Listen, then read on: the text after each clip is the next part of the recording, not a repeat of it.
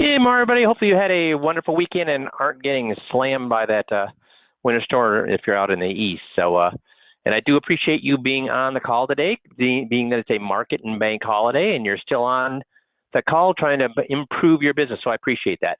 I want to get the call started with this guy. And what's this guy's name? Who knows this guy? Everybody knows this guy's name. It's Kramer. But I don't want to, Justin, you're right, it's Kramer. And you spelled it right because I actually want to talk about this guy. So does anybody know what this gentleman done? He's a stock crazy weirdo on CNN, right?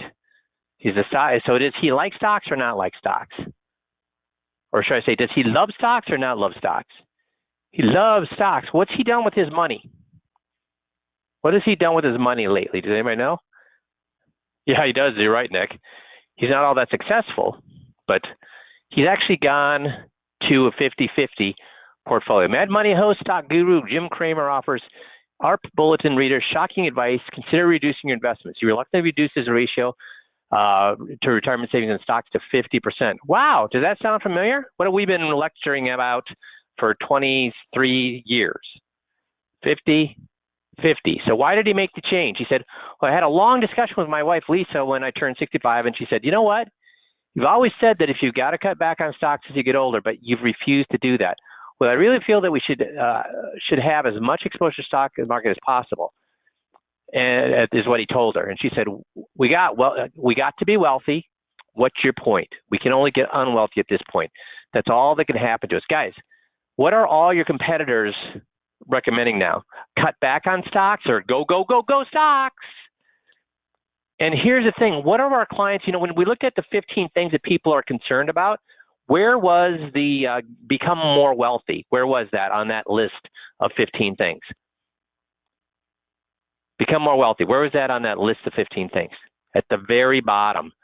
The very, very bottom. Because if you make your client wealthy, will they sell their house and buy a bigger house? Will they sell their car and buy a Lamborghini? Will they buy a private jet? How will being wealthy change their lifestyle? Hey, everybody would like to be wealthy. There's no question. But how would it change their lifestyle? Would it change their lifestyle at all? No change. But if they lose half their portfolio, will that change their lifestyle? Even if they still have enough money, to do all the things they want, will it change their lifestyles emotionally? Will they start to think, maybe I shouldn't eat out? Maybe I shouldn't go on that extra vacation? So we got to be, who's smarter here, Kramer or his wife? We got to be wealthy. What's your point? We can only get unwealthy at this point. That's all that can happen to us. So who's right here? Yeah, his wife is the right person. Who else says 50-50? Well, John Bogle. And we've all got opinions of John Bogle, but was he the arbiter of everything that's changed in the marketplace in the last 20 years? Because before he started singing about indexes, how many people were in indexes? Very few. How many people are in indexes today? And how many percentage of people goes up or down every single day going into indexes? And he also says 50-50. And when you look at what they're saying, does it make sense? Based on this chart from Kitces that we use in our FIA presentation, does it make sense? Where is the sweet spot? If you don't want to run out of money, if you want to maintain your lifestyle, where's the sweet spot? What's your today's stock allocation? What should it be at? Do you want a 25% chance to run out of money just to try to be super safe? Do you want a 10% chance to run out of money just to try to make as money as possible? Or would you rather cut that percentage in half where you're only at a 95% or a 5 or less percent chance of running out of money? Where's the sweet spot? It's right here.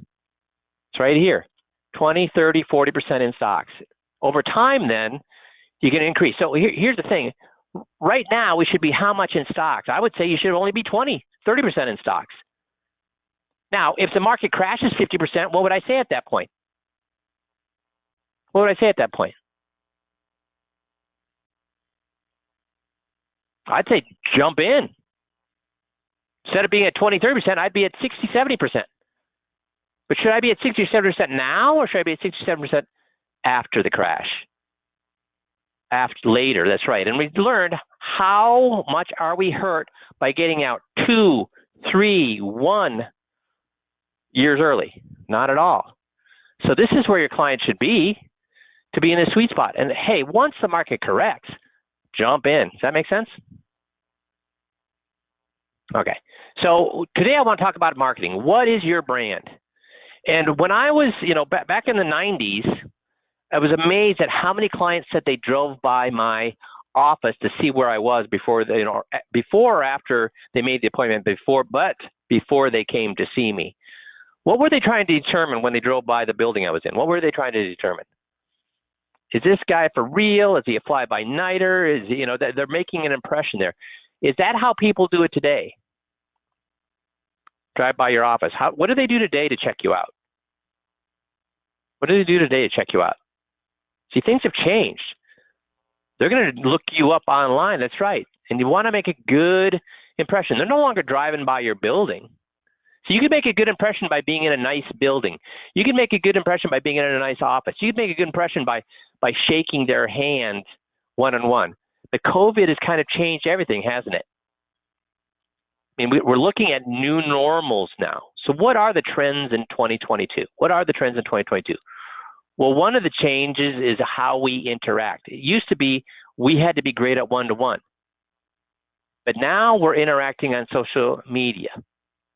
All sorts of different ways. All sorts of different ways.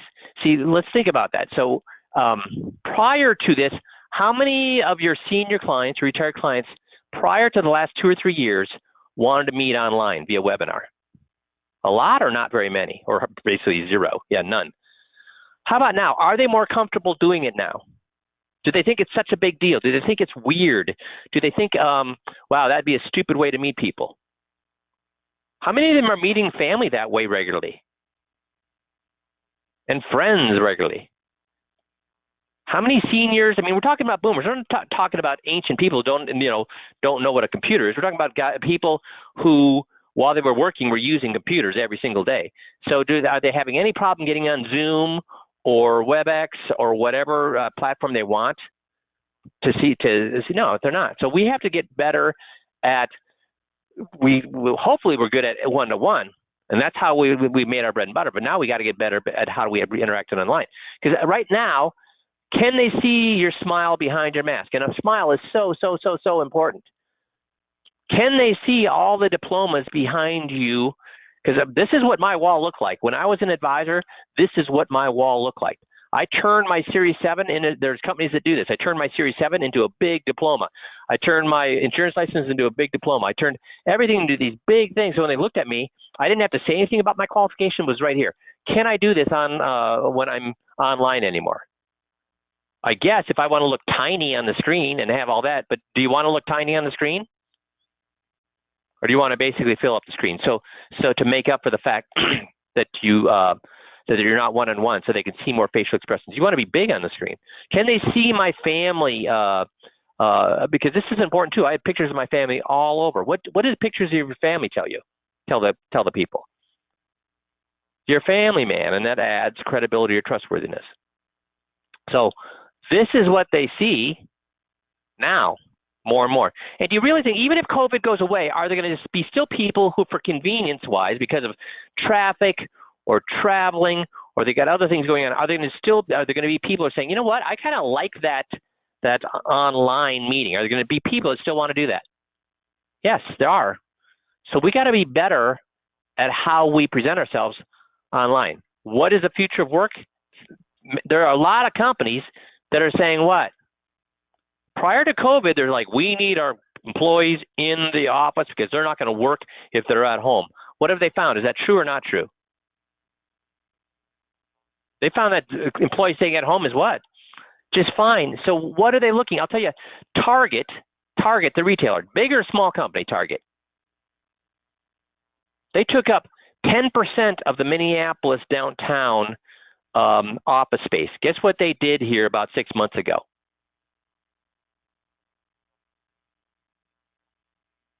I mean, 10% of a whole downtown is huge. Yeah, they said we're going to downsize and get rid of all of our downtown retail, or not retail, office space, because we're just going to let people work from home. Why are they doing that? To save money, save time, better employee morale, etc. So the things have changed. People are meeting online now. People who, I mean, we're talking about people who grew up with computers. Are there boomers who game? Are there boomers who use VR? Are there people that are early boomers, so they're older, and are they online? Like 85-year-olds, are they online on Zoom? I went over to give my mother-in-law, who's like 85 years old, help her with her to get another streaming service for movies, a British streaming service, because she likes mysteries. And she's got this. I'm on the computer trying to download, and then she goes, "Well, here, let's just do it on the remote with Xfinity." And she tells the remote, "Give me Acorn," which is the name of the service, and Acorn pops up. She's 85 years old. She knew more about her technology than I did. So are we going to have to be dealing with this going forward? Yes, seniors are online. So let me ask you a question. What comes up? What does Google say about you when you Google yourself? Now we're going to find out that's not a good thing. Why is Googling yourself not a good thing? And I think we talk about this in a few slides, but I might as well talk about it right now. Why do I say when someone Googles you versus when you Google yourself? Why do you not want to Google yourself? If you're talking to your spouse about electric cars, what do you all of a sudden find happens next time you get online? You're just talking in the car about electric cars. Yeah, so you see ads for electric cars. Why is that? Because your phone is what? Even though you're not talking in your phone, even though you're not looking things up, what is your phone doing? Listening to you. Or if you do Google electric cars, what starts to happen? Well, electric car ads starts to come up. So if you Google yourself, what's going to happen? Is that changing what you're going to see on the screen if you Google yourself? Yeah, every time you Google yourself, it's going to make you more and more prominent on your screen.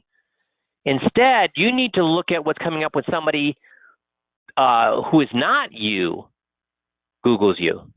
So find a friend, a neighbor, a relative, a client, your in-laws, your parents, whatever, and get on their computer or have them get a computer and have them Google you so you can find out what is the public see when they Google you. Are they seeing a guy with the same name who's a criminal? Or are they seeing you? See, when your name is Googled, what comes up? Is it your LinkedIn? Is it your Facebook? And if it's your Facebook, what's on that Facebook? Is it your website? Or is it your Twitter rants about politics or religion or about your favorite sports team or whatever? What's coming up when they Google your name? And guys, when you're talking to a client, would you ever think about ranting about politics? When you're talking to a prospect, maybe a client who you've known for years, but to a prospect, would you ever think about ranting about politics? No. So when they Google you and they find out and they see your Facebook and you're ranting about politics, guess what? Like it or not, what have you just done to them?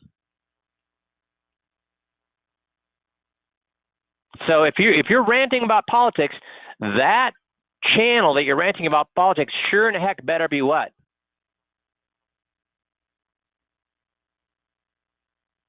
Private. So go ahead, rant away, but it better be private, because do you want to lose a prospect because they don't like what you're saying online? Oh, can't no. So Tom said non-business affiliated. No, that doesn't work. Why? Because when they Google you, what's going to come up? Do they really care that you say, well, my Facebook, I'm ranting about politics, but on my business account, I'm not? Do they care about that? Or when they see you ranting about politics on your personal Facebook, they see what? You ranting about politics. So be careful. I've told my son, you need to be careful about what you're doing online, because for job applications, for if you want to become an advisor, That's a job application, right? What are people seeing when you come up? You need to make sure that you are lily clean on this, okay? More important, what do you want to come up? So that's what you don't want to come up. Well, what do you want to come up? First of all, you want to, when you look at what's online, is it true? Is it you being helpful to people? Is it you inspiring people? Is what you're talking about, is it necessary for you to rant about politics online? Is that really necessary? No. Is it kind? Yes. Googling, now, as Tom points out, there is personal and there is company. You got to do both, because when you do your name, probably both is going to come up. But when you do your company, maybe only your company's coming up. So you got to see, how am I looking when my company comes up as well? And this company, Blue Corona, this is their website. So if you want more information about what you should look at for your search results, this is a good thing. But they're saying, truth is, 10 people in your office could Google your company name and get 10 different results based on the location, device, Wi-Fi, network, search history, and demographic. This is what I was talking about earlier. In a split-second moment between your entering your search and Google's calculating algorithms, makes calculations about what you're most likely to click on. So that's why you can't just do what look at what Google tells you when you Google yourself, because you're part of an algorithm and it's showing you what you think you want to see. You want to see what the public is seeing. When someone else Googles your company, what's at the top of the page? Is it your company? Does it show your office correctly on a map, or does it even show your office on a map? What is it? What happens when it shows your office on a map? What's happening to their view of you, a prospect? They Google your company name and it shows up on a map. What's its credibility? That's right, credibility. Have people rated your service? Guys, should you be having people rate your service?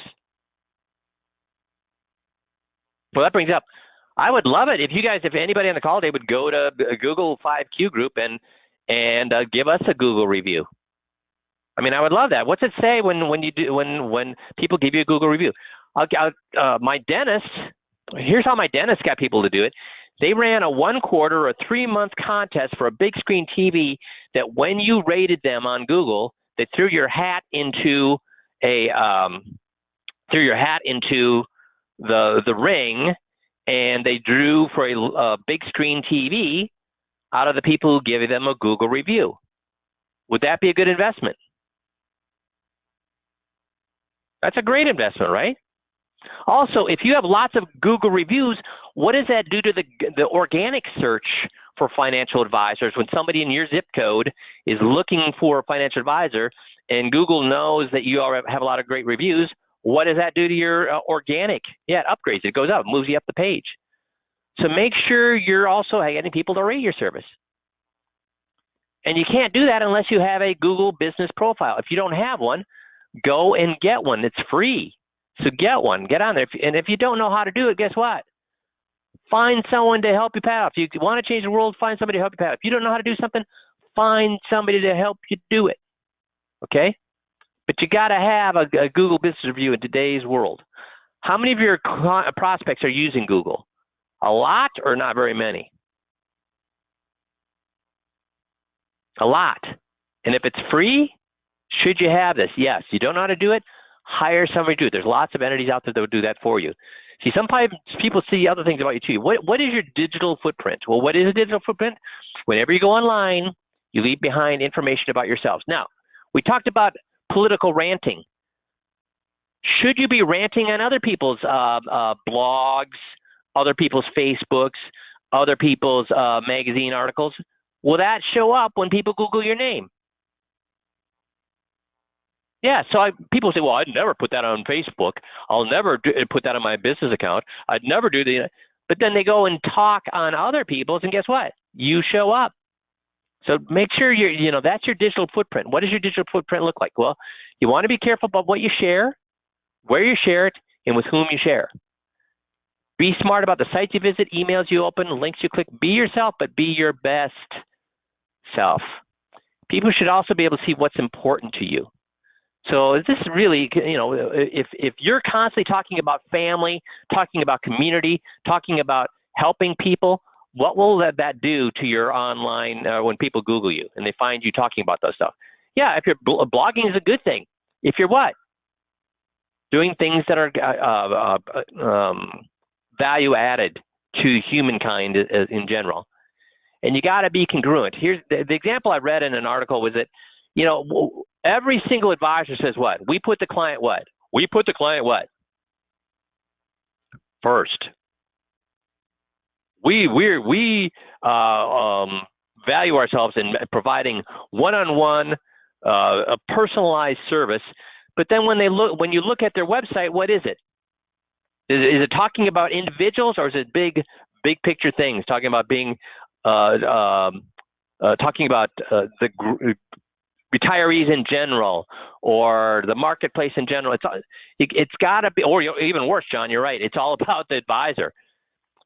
You got to be congruent. If you say that you're personal, then there better be personal stories about your clients on your website. There better be ways that you can say, this guy walks the walk and talks the talk. If you say you're not a number, but when they look at your site, there's no proof of this, then it's just what? Generic content, which is not, you think, well, that's not so bad. Maybe it's not a good thing. It's not a bad thing. It is a bad thing. Because what? When you say you're not just a number to us, but they look at your site and it's just about general gobbledygook, it says that you're truthful or not truthful when you say this. So not only is it not helping you, it's hurting you, because it's saying you're not a number, but that, that's a bunch of BS. I just say that because I think that's what you're supposed to say. That's not what you want. So you need social proof. When you say you're not just a number, in this example, you can say a number of different things.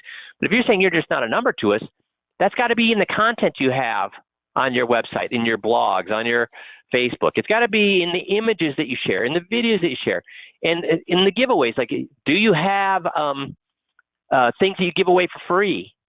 Information things you can give away, not physical things, but informational things you can give away for free that will help them provide value.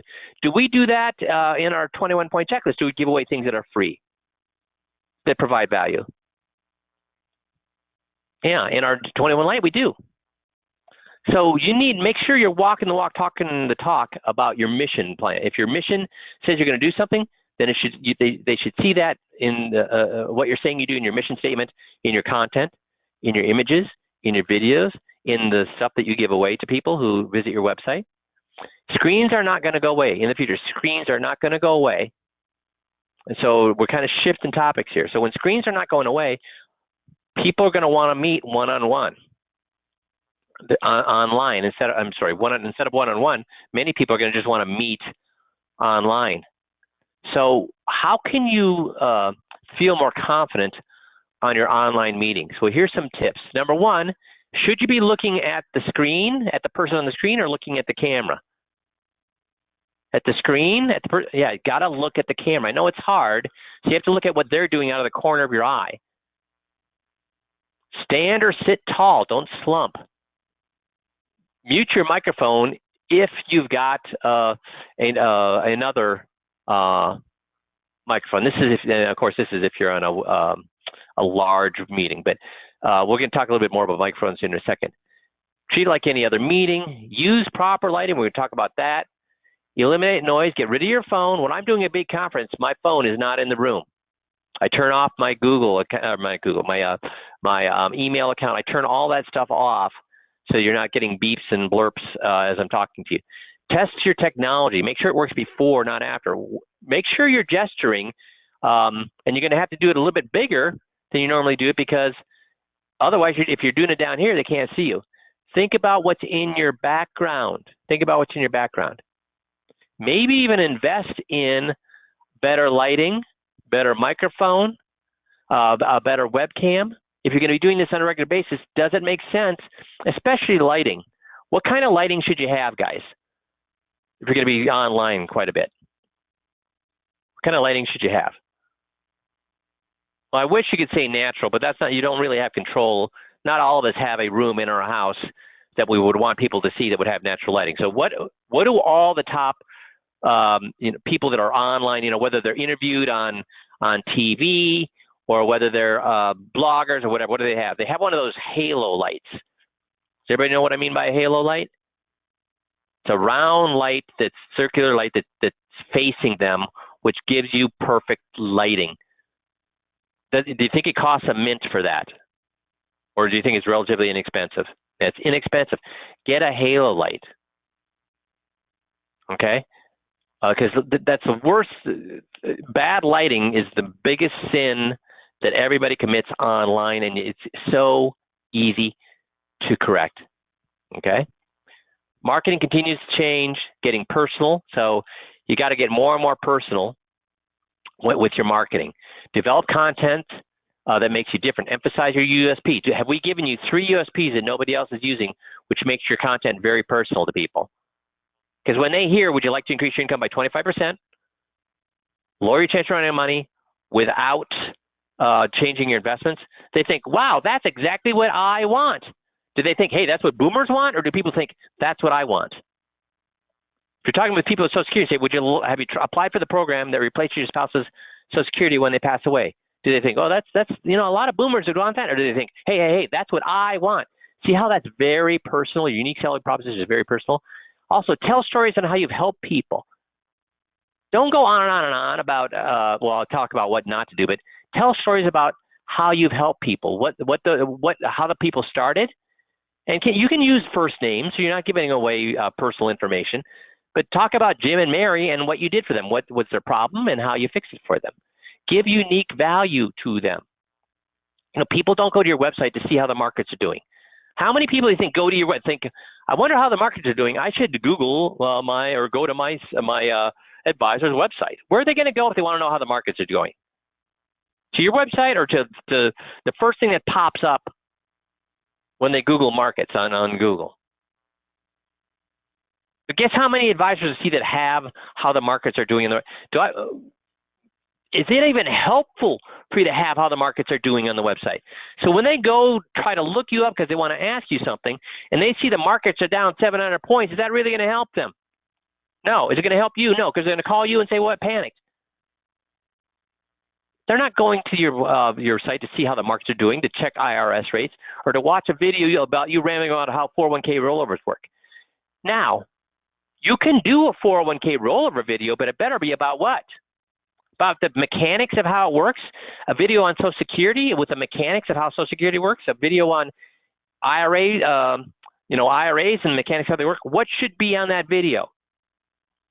Somebody who came to you with a 401k problem,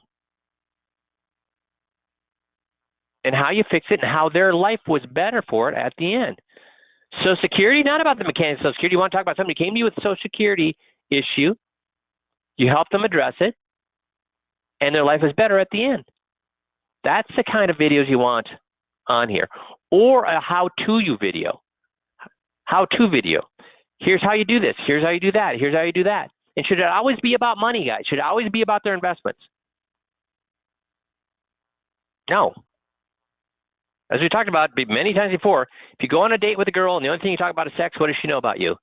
The only thing you care about is sex. Well, the same thing with investing. If all you talk about investments, the only thing you care about is their money. Make sense? They don't want to see this on a website. They want to see these things on a website. So here's a test to see whether your website is a good website or not. How often has somebody commented about something on your website? If you get regular comments about your website, that means your website is what? Awesome. If you've never had a comment on your website, or very rarely, what's that tell you about your website? Need for what? Improvement. And the way you can improve it is tell stories. Tell stories in the written word. Tell stories in audio form. Tell stories in video form. Lessons that you've learned. Things that you've learned and your clients have learned from a particular event. Or emphasize how-to with non-financial things. Help people. If you want a website that attracts people, help people. Don't throw facts and figures at them.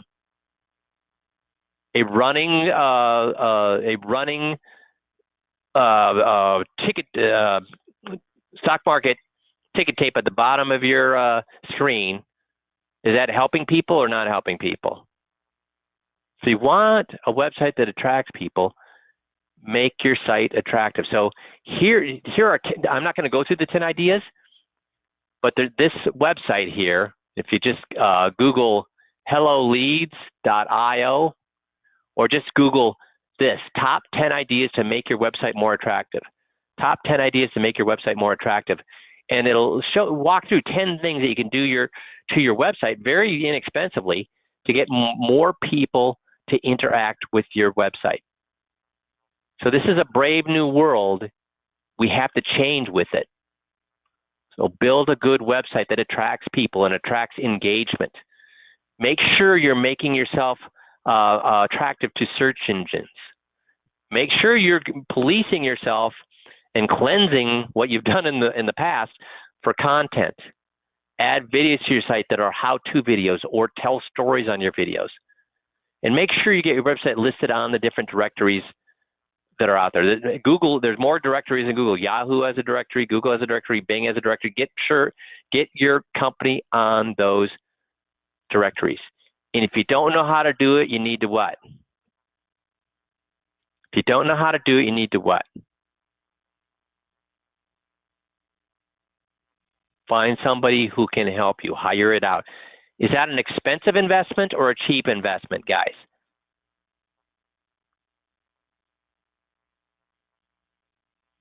Once it's done, it's not expensive. It is not expensive. Once you have it done, how much does it cost for all these things? Yeah, who should do it? What should you do? If you want to know somebody to help you with that stuff, what should you do?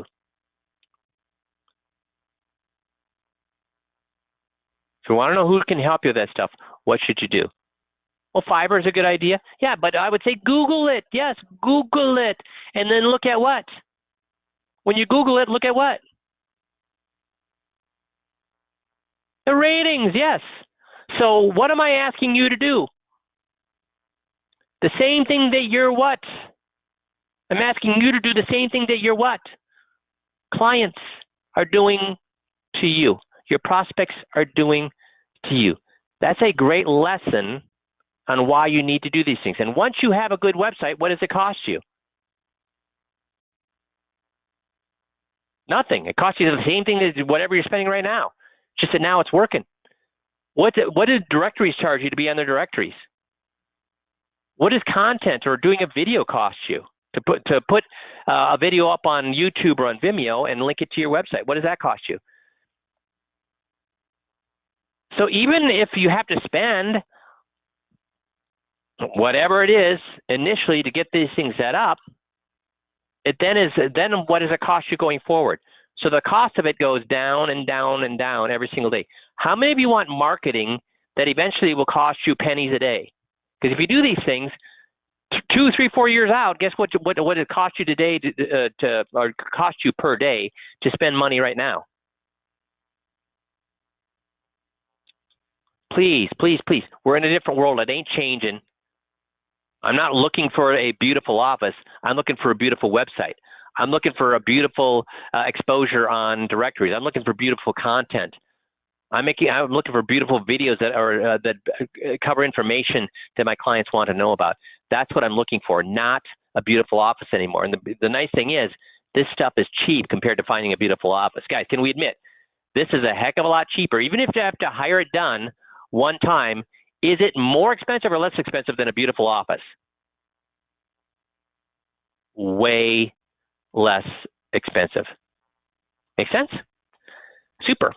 Well, that's all I got to cover today. So thank you again for being on the call on a banker's holiday, and you are in here trying to make your lives and businesses better. I appreciate that. You guys have a great rest of the day and a great rest of the week, and we'll talk to you all next Monday. Thanks, everybody.